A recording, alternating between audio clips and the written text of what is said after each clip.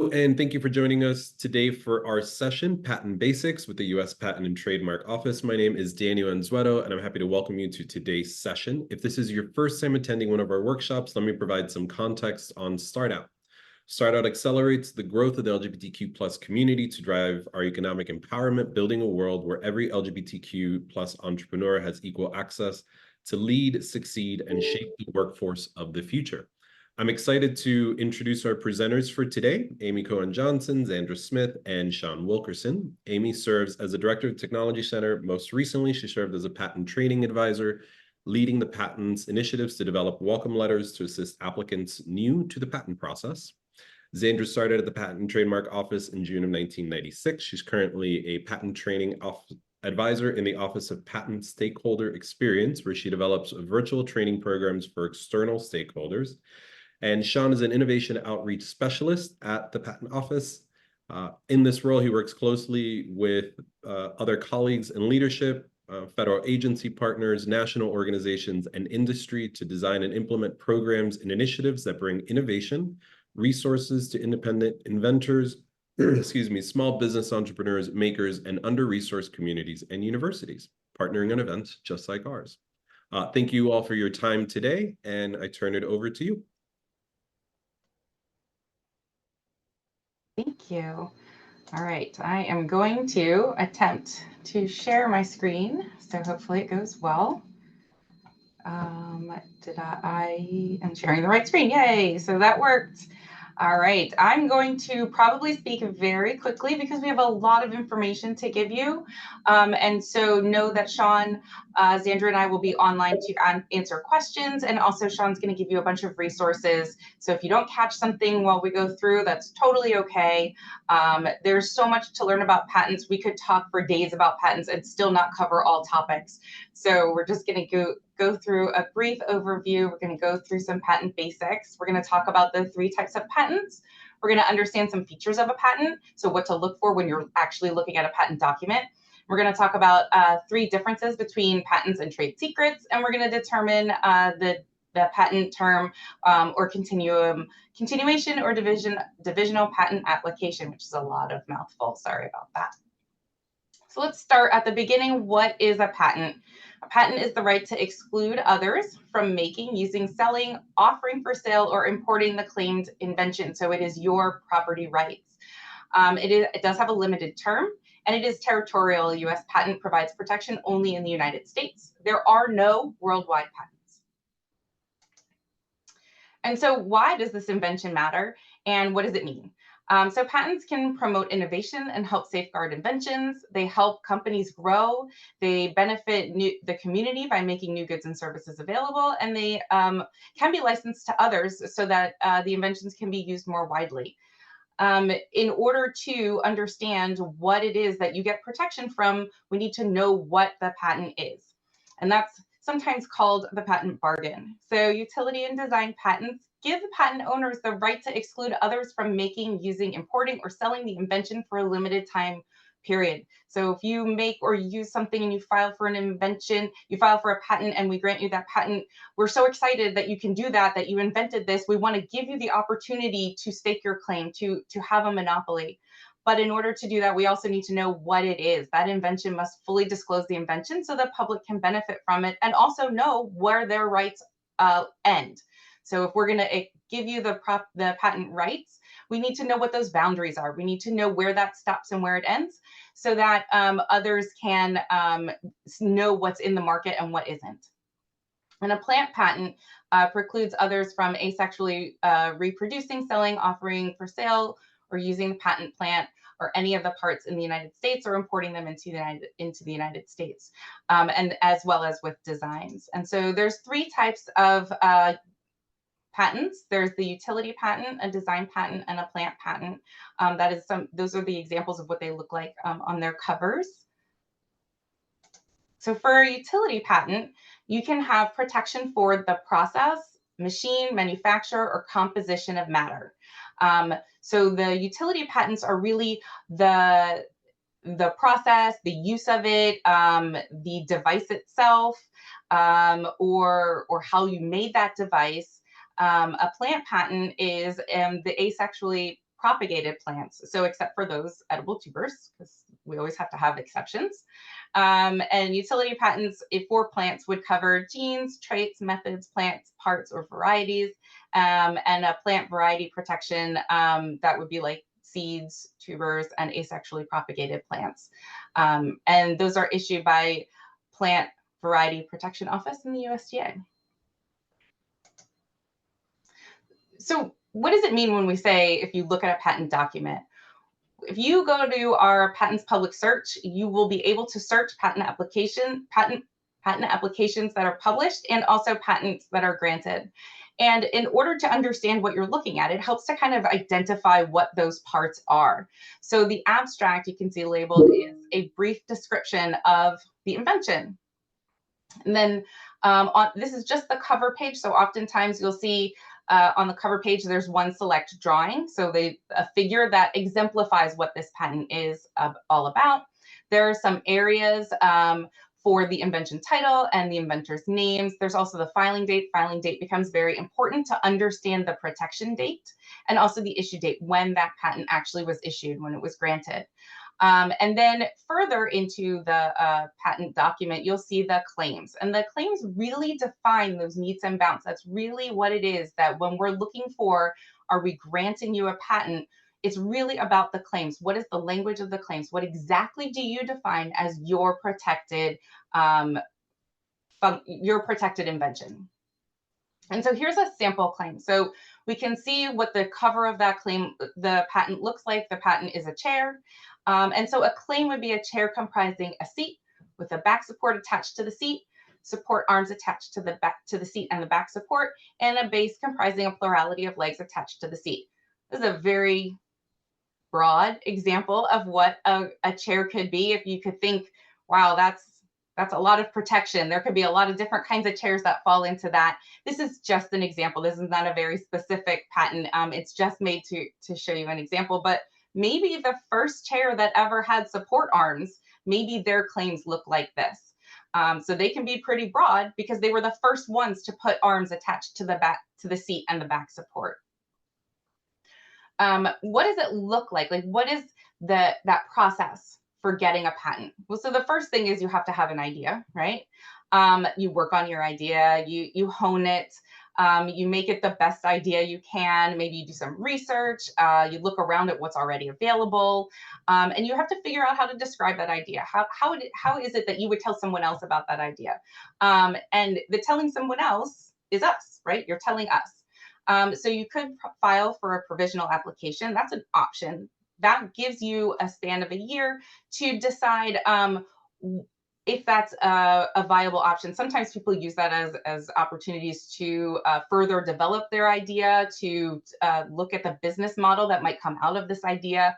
That's what that provisional application is for. It also gives you an early filing date. But really where patents come from, patents are granted from, is the non-provisional application. So once you file your non-provisional application, there is a time span. Your protection is from that filing date, if it's granted a patent, for 20 years. From that filing date for 20 years. So that's what the patent timeline is. What happens in the middle? I have this non-provisional application. How do I get to a patent? Well, it's super simplified. You have this non-provisional application that's filed, and it's a negotiation. A patent is a legal document, that stakes your protection for your claim, for your property. And so through that, there might be some back and forth. You file your application, it goes through some processing, it gets to an examiner's desk. The examiner searches like inventions to see if that's been done before, to see if there's a patent available for it or other patent prior art. And so the examiner may send you a rejection and an office action, and you can have the opportunity to come back. Okay, I see your rejection, I see this prior art, I see how you're reading my claims, let me make an amendment. That process can go on a couple rounds. And then hopefully, once an allowance is made on Allowance Boulevard, because it's a roadmap, you would get a patent. If it doesn't result in a patent, you can decide that this is not a viable option. Maybe you didn't know what was out there before the patent application can go abandoned. Or if where there is a disagreement between you and the examiner, and you can go to appeal, and you can go to our appeal board. And then the judges on that will make some decisions. So sometimes this process is short, and sometimes this process can take years. And there's several deviations in this process. They generally are that roundabout, but there's a lot of things that you can do in that process. And that is for a different time, because that's not a patents basics lecture. So, but that is the general thinking of it. And thinking of it as a negotiation really is a good idea, because it is a legal document. You are seeking the broadest possible protection for your invention, and we are seeking the best possible case for the public. And the public needs to know exactly where the metes and bounds of your protection begin and end. And the patent term, as I said before, is 20 years. So that's from the earliest filing date of a non-provisional application. And it can be adjusted if there are results that were unavoidable from the patent office. And it can be extended also in the process of regulatory review. Those are also not basic topics. Those are advanced topics. So that's for a different lecture.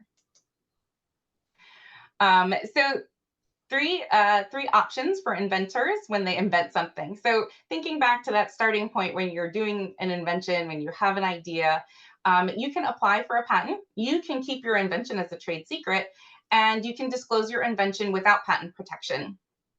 So you can market and sell, share online videos, publish it, and use the invention in public spaces. Those are all things that an inventor could do. And just to give you some information about the difference between like a patent and a trade secret, I'll just talk a little bit about trade secrets. Trade secret is information that has actual or potential independent economic value, and because it's unknown to others, and it's valuable to others who can't legitimately obtain information, and it's maintained as a secret through reasonable efforts taken by the trade secret owner. So that has to stay within that owner relationship, inventor or company. They can be, for instance, formulas or recipes, product designs, customer lists, pricing schedules. There's a lot of things that could be a trade secret. And they protect commercially valuable property and information, and they give a competitive advantage. Trade secrets are not generally known and must be subject to reasonable efforts to preserve confidentiality.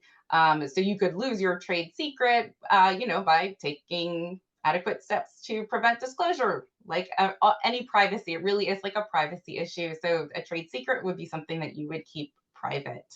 And once I start talking about them, you'll start recognizing what that is. So, Coca-Cola, WD-40, the spice blends of Kentucky Fried Chicken, those are all trade secrets. We do not have a patent for those things. And so those have been vigilantly guarded. And that is very different than a patent, right? So a patent is information that is published after the expiration date of the patent term. It's in the public domain. So think about the generic formulas of things. Think about store brands that taste very, very close to or do have the same benefits of the drugs that are on the shelf under their trade names.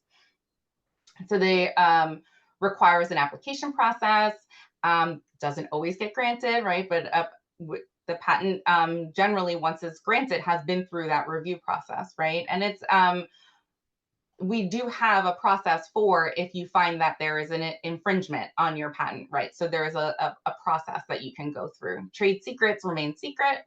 They don't require filing an application. And the remedy for trade secrets is a suit for misappropriation of trade secrets. So it's just a little bit about like the difference between patents and trade secrets, and that often comes up in a conversation about intellectual property. So we'll talk a little bit more about patents and a little bit more about like the details of the patent. So a patent application can disclose multiple inventions, but only one will be examined per application. What does that mean? That means that you can disclose a lot of things in your patent application. You could disclose a drug, you could disclose the process of making that drug, you could disclose the steps of taking the drug, you could disclose several layers of coding of that drug that you're not even seeking protection for because they're already known compositions.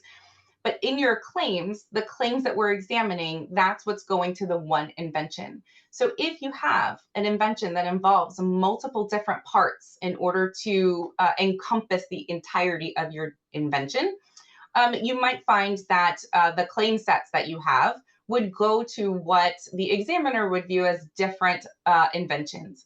And when that happens, you would file a continuation or a divisional to claim those additional features. So you would have the same basic description, the specification remains the same, the drawings remain the same, but each set of claims is examined separately because those are considered multiple inventions. And sometimes you might hear of a patent family. That's kind of one example of a patent family where there's a specification and multiple inventions are disclosed in that specification and multiple different applications were filed in order to get protection on each of those inventions. So here's a little infographic. So for example, you have a disclosure that has the active ingredient, the formulation, and that making of a drug. And so the original claims were to the active ingredient. So they were originally seeking protection for the active ingredient. In order to really discuss what that active ingredient is, they also had to describe the formulation and the making of that drug. And so then the decision was made by the applicant to create a divisional application, to file a divisional application. It has the same disclosure, and the divisional application claims go to the formulation, and then another divisional application claims go to the method of making. And so that's what they mean by a product can be covered by more than one patent. And so that's what a family of patent applications in this case would be directed to, that whole process of the drug. So the active ingredient, the formulation, and the making of drugs, they would all have benefit to the original patent application filing date. And then if granted separately, those separate applications were granted, they would all expire in the 20 years. So that's not an extension of time, but that is a way to ensure that all of the inventions that could get patent protection are examined and given patent protection separately. So this is just kind of describing in words what that is. The continuation application is disclosed in prior filed or co-pending filed applications. The disclosure presented in the continuation must not include any new subject matter, so it all must be the same disclosure. And patents on the continuation and divisional applications don't extend the term. Later filed continuation or divisional applications, sometimes also called child applications to that original one, which is the parent, and the parent application needs to still be pending when the child application is filed. So if you know that you have a set of ideas, or you have a patent application and the examiner sent you back a finding in an office action saying, hey, you have multiple inventions here, in order to properly get that original filing date that you want protection for, you'll have to file those later child applications while that parent application is still pending. There are a lot of rules and regulations regarding the ability to file and when your fees are due and all of those things. It's very, it can get very complicated and it's kind of messy sometimes, but those dates are very important to pay attention to. And so those are things that you would want to look at if you were in a situation where you thought your invention actually could comprise different kinds of categories of intellectual property. So when thinking about patents also and inventions, we could also think about like a continuum of innovation. So let's say you created this great coffee machine and also a coffee grinder. Well, you filed your application for your coffee machine, but now you've figured out how to attach a coffee grinder to your coffee machine in a different way. In a new and novel way. And now it's one invention. And so a continuum of innovation would be these new improvements that are non-obvious and that would give the protection for the coffee machine with the grinder. That would have a different filing date because you would file that separately. Would not matter if it was co-pending with the coffee machine because this is a new invention and non-obvious. And so that would have a different filing date and continuation spectrum of 20 years. I talked a lot and I talked really fast and I apologize for that, but I wanted to make sure we had lots and lots of time. Sean, do you want to do your part first, or do you want me to answer questions about this part? So let's go ahead and I would say let's take questions on yours first, and I'll stop everybody at 10 minutes till the end. So that way we'll have the most time to answer your pieces. Sounds great. So if anybody has any questions on what was presented now by Amy, please feel free. You can either unmute and ask it directly or drop it in the chat.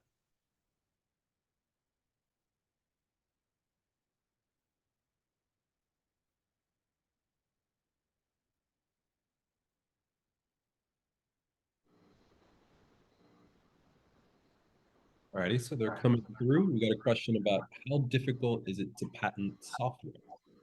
How difficult is it to patent software? Yes. That is a great question.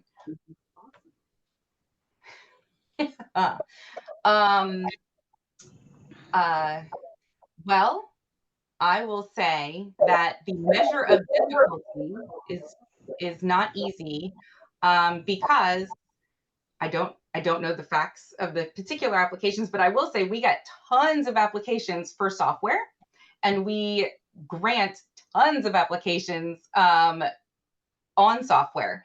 So at some point, it's easy enough that people get patents, but hard enough that many people are inventing and filing applications. And I will say the best thing to do, especially if you have an idea in a field that is an innovation space. So software, apps, programming, those are innovation spaces where the field can be very big, but also very tight. The best thing to do is to start searching patents, to go to our search tool and to look up patents that seem to do similar things to your invention, that seem to have similar either steps in your process or ideas about the software, and really figure out what other people have already done. And then it might become more clear as to where that space is easy or hard for you. Does that make sense? And something to that question, so if you're, that phrase you use, and unfortunately we work at the patent office, so we analyze words a little differently. Software, you have to understand software is an area of development and laws, right? So right now the laws are in development as to how we would analyze or determine what is patent eligible where software is concerned. And okay, our tagline, we do suggest you use a registered agent or practitioner for that. And this is definitely one of those areas that we couldn't stress that enough because, again, the laws are kind of in flux and it is a newer area at the Patent and Trademark Office. Is it difficult to get it? If it's patentable, it's patentable. That's not where the difficulty comes from. The difficulty comes from understanding, number one, where that line of patent eligibility is and how to get that written on paper. Awesome, thank you. Are there typical fees or costs, like a general basis for fees? I didn't catch that. Did you catch that, Amy? The question is related to fees. What is the typical cost related or associated with a patent? To filing a patent or maintaining a patent? Let's go with filing. So our fees are, we have a fee structure based on the size of your organization, basically. And an independent inventor filing a patent, your basic filing fee, search fee, and examination fee total $365 for an independent inventor. But that fee changes based on, I'm trying not to say patent words, Amy. That fee structure is good. It changes based on the size of your organization. So it's difficult for us to answer, and I think, Zandra did a great job giving kind of a basic filing question, but I would really, our contact centers that I know Sean will talk about, or I can show you, our contact centers will help you figure out your filing fees. They will walk you through that process. So we do have actual people who will answer the question of, can I get reduced fees? Our set fees are, we have a set fee for large entities, and then we have reduced fees for small entities and micro entities. And the best way to determine if you could qualify for those is to talk to somebody at our contact centers, because they will walk you through that process. And that way you will not pay the wrong fee. Our fee page is long. We don't want you to pay the wrong fee. We don't want you to pay a fee that is more than you needed to pay. And so I would definitely speak with our contact centers regarding the fee. And it is here. You can look, contact. If you contact any one of these contact centers, they will get you to the right contact center. They're not the right contact center to help you, but really they will walk through that process with you and make sure that you are filing the correct forms, filing the correct fees, all of that. So I encourage everyone to contact the contact centers. They do take their time and make sure that you are doing the right thing.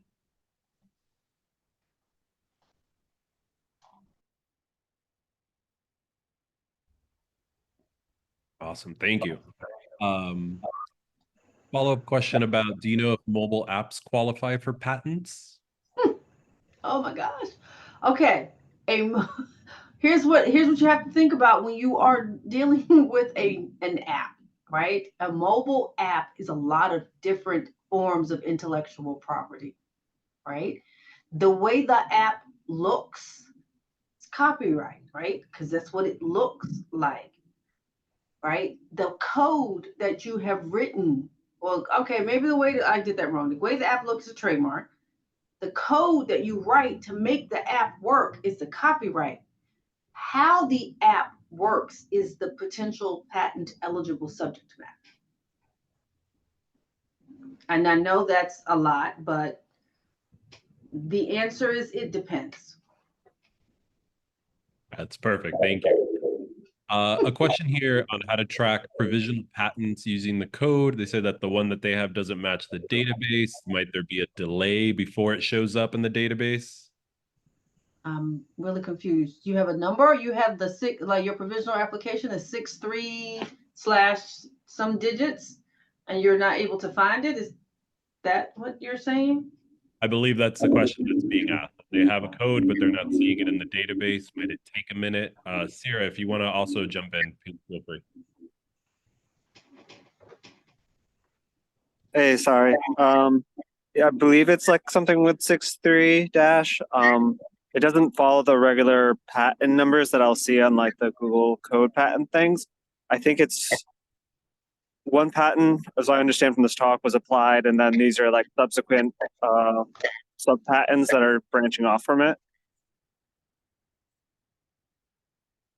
Okay, and you were looking for it in what database? I was just trying to find it so you could like kind of reference it on like LinkedIn type things, or like I think I'm no longer employed with them. It's kind of hard to reference like this old tech and stuff like that. Okay. Okay. All right. So in order to look up a patent application, you would go to Patent Center. And that would, you would be able to put in that number there. If it starts with a 6.3, it's not going to be published because that is a provisional patent application number. And so it's not going to be published. And so that might be why you're having difficulty finding it. So patent application numbers that are non-provisional start with 17/6 numbers, 18/6 numbers. Are we at 19 yet? I don't think so. And then a patent number is like 11 million something, 10 million something. Provisional applications do not get published, and they need to move to a non-provisional application in order to be a published patent application. I would start with Patent Center or the Electronic Business Center to figure out how to know what happened to that patent application number that you have. If that makes sense. Cool. Yeah, that makes perfect sense. Thank you so much. Sure.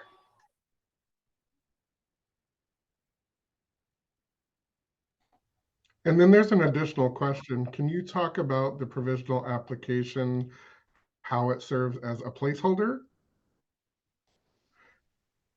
You want me to do that, Amy, or are you going to do it? Okay, so here's what happens with your provisional application. When you file your provisional application, it does not have the same standards or the same rules because it's never going to be examined, which is an important thing. The provisional application it gives you 1 year. I like to say 363 days. Please don't go to the 12 months. But it gives you 1 year to get it together, to decide what you want to do with your intellectual property. So what you can do when you file this provisional application, you can then put patent pending if you want to go talk about your invention, if you want to market your invention, if you want to try to sell it, whatever you want to do, you want to use it as collateral, you can use the words patent pending on it, right? That way that you're putting the people that you're talking to, you're letting them know, yes, I'm talking to you about this. Yes, it's in the public domain now because I'm talking to you about it, but I already have filed this provisional application, which holds my place in the line for a filing date. Because that is important here in the United States. Again, we're first to file now. So even if you file your provisional application, you talk to someone, you have an earlier effective filing date than they would if they decided to take your invention. So it's kind of holds your space that way. I hope that was clear enough. I'm usually very good at navigating to spaces during presentations, and I apologize for not being super great at navigating to these spaces today. But yes, I think that was a good answer. Any other questions? There seems like a lot of stuff going on in that chat. Yes, there are a lot of questions, and anything that we can't get to, we'll share with the team, and then if they have any insights, we'll share it with folks. I do know we have some folks on camera. Do either of you have questions you'd like to ask directly?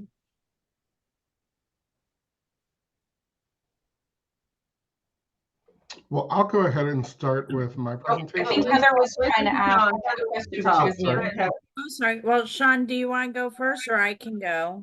Go ahead, Heather. Well, you I first. had two. My questions are in the chat, but it sounds like companies like Disney, where they have multi-prong, like they have vacations, they have media, they have the museum here in San Francisco. That it sounds like there might be a mix of patents and trade secrets. Is that accurate? I would say that companies like Disney, IBM, Verizon, any big name company you could think of, they have a variety.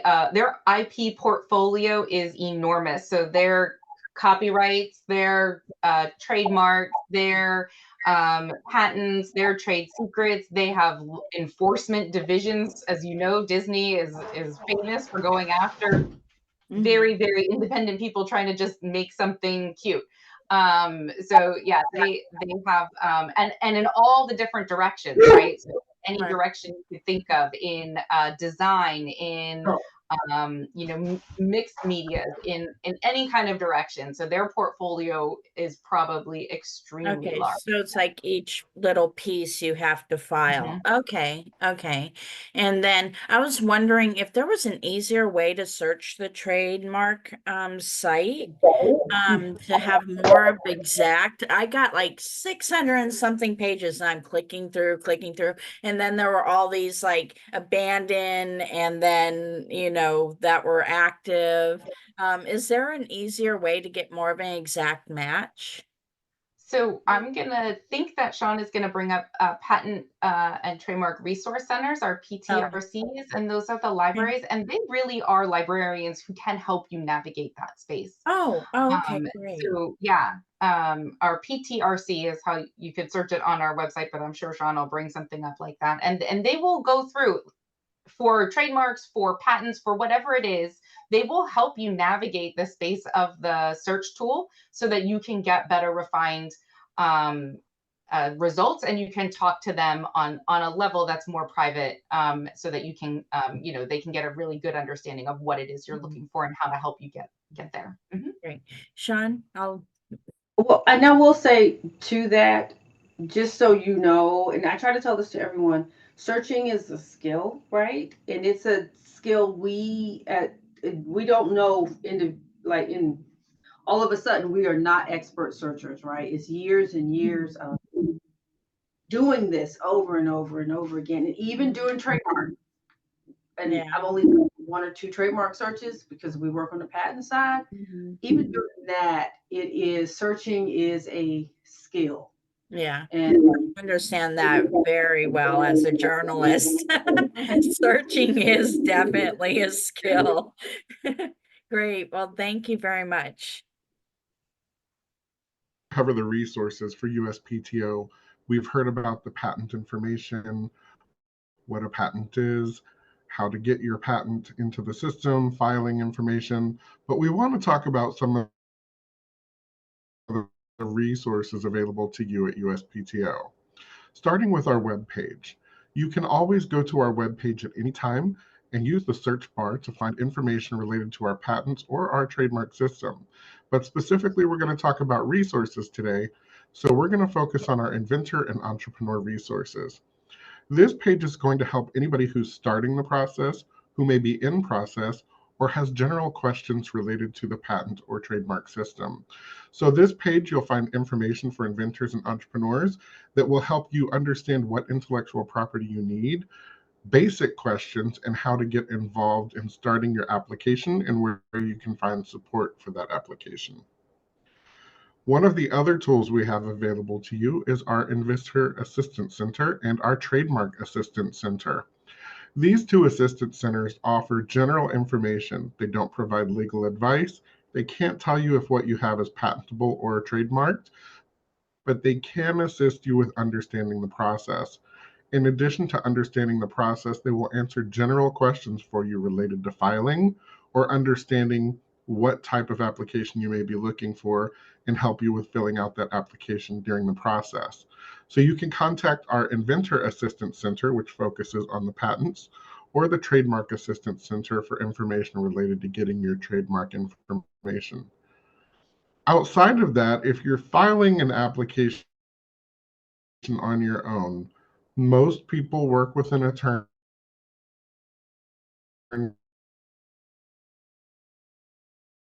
and we advise that you do work with an attorney in the process. But if you're going to do this process, the Pro Se Assistance Program allows you to provide your information to an examiner who is working on a volunteer basis, and they'll work with you to help you understand if you're filling out the application correctly, how your claim looks, if you provided too much information, or maybe you should refine how you wrote it so that you can be more clear and precise in what your claim is. They will help you with that. They're available to work with you one-on-one. You can call and set up an appointment. They can do appointments virtually. So depending on what your need is, they will reach out and set up a time for you. You can call as many times as you like, and you can work with them as often as you want. They will help answer general questions and questions related to filling out the application, but again, they cannot offer legal advice or tell you if it is patentable. Now, whether you're living in Alexandria, Virginia, or San Francisco, you have options available to help you along the way. Now, this page on our website not only covers USPTO locations, but it also provides you information based on the state you're in of resources available to you to help you either network, find support, funding information, or resources available to you along your journey. So you can utilize this information on our website if you go to our USPTO office locations page, and you can pull up your state and find information related to where you are about support and networks and organizations in your state. In addition to that, you can also reach out to our regional offices. Our regional offices are located in Detroit, Dallas, Denver, and Silicon Valley. So if you're in those areas, you can always reach out to those offices for programs, information related to patenting or trademark process, or any support you may need within the region. If you're in the region, you can also go to their pages and find programs that may be close to you that you can attend in person. In addition to our regional offices, we have our patent and trademark resource centers. These resource centers are usually located at a university library or a state library.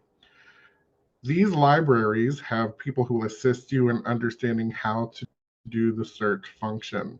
So if you're wanting to look up information to see if your idea exists, you can go there and learn how to do the search properly. They also have general information related to the patent and trademark system. They will help you understand the process or connect you with somebody from our office who may be a subject matter expert who can help you along the way. But these are a great resource tool for you if you're looking for information and you want to find out, this idea does exist in some form, but what is it about my idea that's different from the actual product on the market? So you can learn how to do that search to see if your product is unique and non-obvious. So this is a great place to find support and resources in doing your search work up front. If you qualify, we also have our free legal assistance program. Our pro bono program works nationwide, and they will match you with somebody who is a volunteer or with a law school clinic program that will help you through the process if you can't afford an attorney.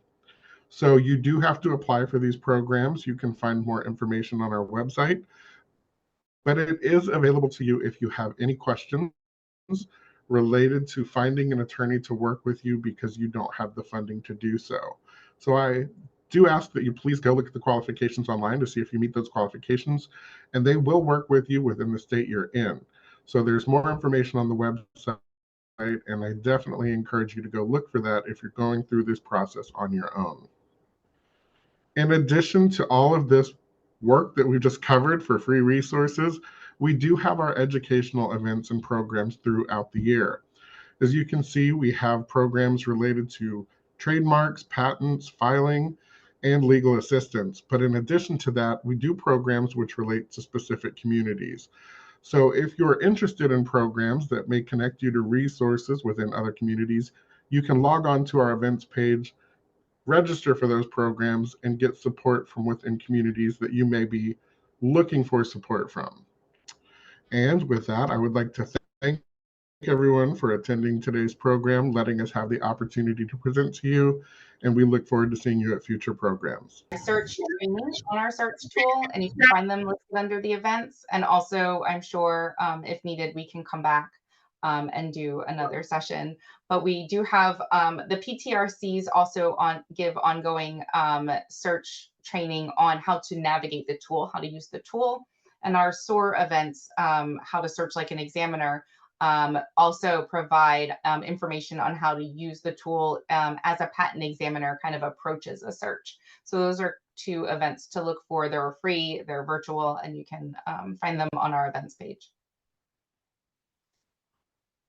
Awesome, thank you. There was also a question about the codes that are used for patent. So I noticed when looking at patent, there are different codes like 203, 335, 102. So when it comes to describing our ideas or products, how do we know what these codes mean and how we should describe our ideas better? Okay, so that was an interesting question that I sort of got a window into, but I wasn't entirely sure which codes we were talking about. So some of the codes that we use here are our classification searches. So this is the place where either this patent is, well, this is actually not either, it is, the answer is if you went to our classification homepage to look up in the classification cooperative patent classification (CPC), and you look at these codes, that's where you would expect to find this patent. So patent 11 million will be located in A61F2/24. That is a code that tells us that this patent is related to whatever that description is. In in the previous classification system, USPC, you had a class and subclass. So you had like, 42/17. And so this just tells us where things are located. It's a retrieval system, kind of like, Dewey Decimal System is a retrieval system for the library. Our classification system is a retrieval system for our documents. They're also facilitate searching. So the examiners will go to those places, read a patent application, then go to those places and say, okay, these are the places where I would find things like this. So they use it to search. And if that was the codes you were looking for, then that is as best as I could do at the moment answering them. In a patent, in a office action from an examiner, you will get a listing of statutory classes. So 102 is a rejection, and that means that the claims as written are not patentable because they're anticipated by, say, this patent right here. So the examiner will write in an office action, the claim 1 is anticipated under 102 because it's in because over this patent. So that is that. And then there are like these are like categories that refer to how to find, this information in their electronic system. That's just how indexing. Does that make sense? Was that what you were asking about? Yes, I believe that addressed the question there. Thank you.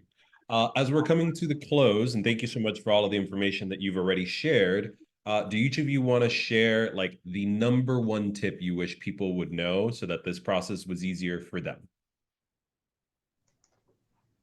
I would say if you are not going to use a registered practitioner, again, we always suggest that, but if you are not going to use, educate yourself up front. I would say go to our events page, as Sean indicated. See what events and what training programs we have. See if some are in person, most are virtual, but we have trainings on how to do most everything that you would need to do. And if you're involved in the process and you are confused, it is better to call and ask because we will answer your question than it is for you to file something that is incorrect, because that's time and money wasted on your part. So it's always better to ask. Sometimes people say it's better to, ask for forgiveness and permission. This is not one of those situations. Ask up front before because one small thing can become a huge problem, and that's not what you would like in this kind of situation.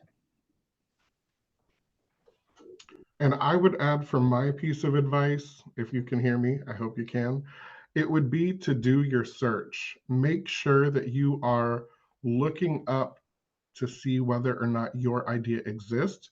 And if it does exist, how it differentiates, how it's unique, how it's non-obvious to that actual product. So I would encourage you to do your search. And let's see, in addition to all of those wise words, because those are absolutely important, I would add that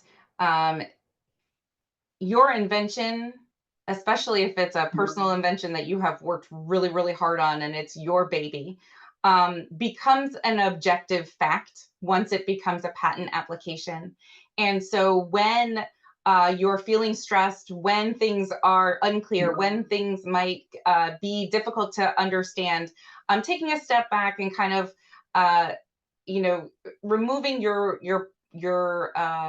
strong feelings about your invention so that you can see clearly what objectively is happening. We understand that it is emotional. We understand that there are going to be a lot of frustrating parts of this process because it is a very long, it can be very long, it can be very involved, it can be very scary.